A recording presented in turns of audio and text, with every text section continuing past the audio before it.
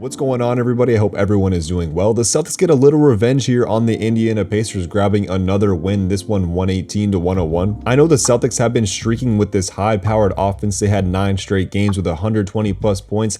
That ends tonight. But with all that going on, I think something has went under the radar a little bit, and that's their defense. Holding this historically good Pacers offense to 101 points, which is a season low for them, just speaks volumes about how this team is coming together on that end of the floor. And what makes it even more impressive, they did this without their anchor Kristaps Porzingis, who went out there in the first quarter with a scratched eye from Aaron Nesmith. I just really like what I'm seeing on that end of the ball, and it's been great to see Mazzulla emphasizing that end of the ball all season. This team is number 2 in defensive rating, number 2 in points allowed per 100 possessions, and allowed the 6th lowest effective field goal percentage. And overall, I still think there's room to grow. It's exciting to think about where this defense will be when the playoffs roll around. Let's get a little bit into the game. You know, throughout the season, the fans have been calling on this team to play at a faster pace, get out in transition, push the ball, just less ISO and quicker decisions with the ball, but that's not what the Celtics did tonight. They didn't want to get into a running match with the most high-powered offense in the NBA. It seemed like the Celtics game plan going into tonight was to pick on matchups, because no matter who this team is going against, nobody can guard the Jays, especially nobody on the Indiana Pacers. And the Jays absolutely feasted tonight, combining for 69 points and both of them shooting over 60% from the floor. And man, someone must have pissed Tatum off. Thank you to whoever that was. Well, maybe it's all the talk about these up-and-coming stars like SGA, Anthony Edwards, Tyrese Halliburton being better than him. And obviously that's not true. Right now, Tatum is showing you he's a tier or even 2 tiers ahead of these guys. For the month of January, he's averaging 30 points, 7 assists, 11 rebounds on 50-50, 88 splits,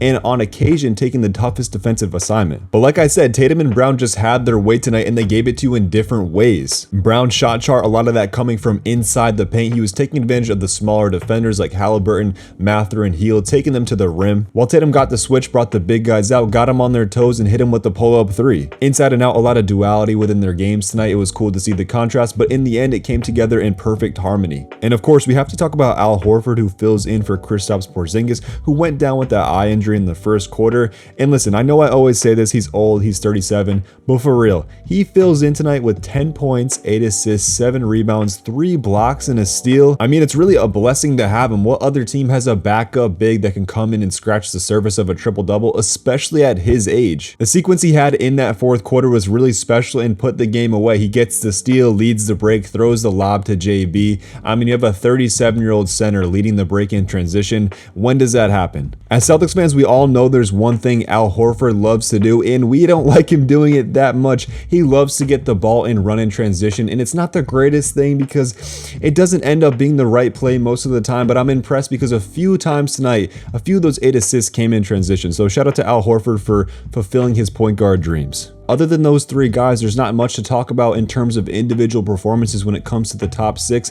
And it's strange because, you know, throughout the season, we've been saying this team is so talented to just share the wealth, and that's how we win. And tonight was kind of a throwback performance on the offensive end. It was JT, JB, get on my back, and that's how this team won. And it's not a bad thing. It's just what the game needed tonight. We definitely should talk about O'Shea here because he's stringing together some good performances. In 4 out of the last 5 games, he's played 15 or more minutes. And as I said last episode, Brad Stevens was asked what I'll be looking for at the trade deadline, and he said a big wing, but he also said it could come from within. I think O'Shea has proven he could be just that. Of course, he's not the most polished scorer, but that's not really his role here. He's an energizer bunny. He's grabbing boards. He just has such a knack for always getting his hands on the ball. Besides the scoring part, he's everything you need. He doesn't do too much. He has the hustle. He's athletic. He's strong. I hope he continues to get some minutes. It's been great to see him being worked back into the rotation because there was that 2 or 3 weeks there, maybe to start the season, where you just didn't see the floor at all. Let's move on to the quick hits. Derek White, another off game. The plus minus doesn't really tell the story. He was a plus 20 tonight. That's the highest on the team,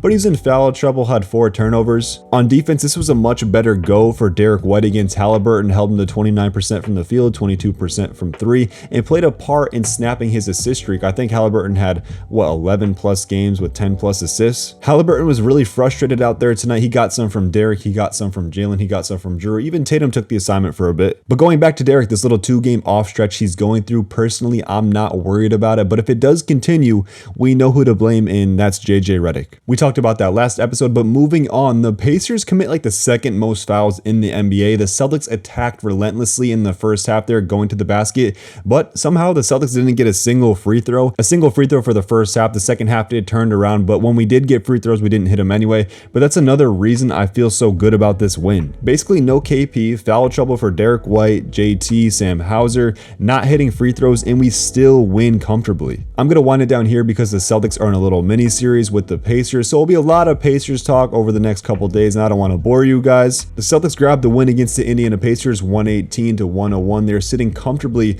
on top of the Eastern Conference at 28-7. The Bucks lost again tonight to the Houston Rockets, so that's 11 losses for them. Celtics are about 4 or 3.5 games up. By the time this season is over, I think there's going to be a significant gap between the Celtics and the rest of the Eastern Conference, or maybe even the rest of the NBA. This team is so talented, who knows how many wins they could rattle off. I predict around 66 and 16. But anyways, guys, I'm going to wrap it up right there. If you enjoyed this video, please like, comment, subscribe. It's the best and easiest way to support. I'm here after every single Celtics game, all 82 plus the playoffs. I'm not going anywhere. I will talk to you guys Monday, January 8th. Indiana again. Peace.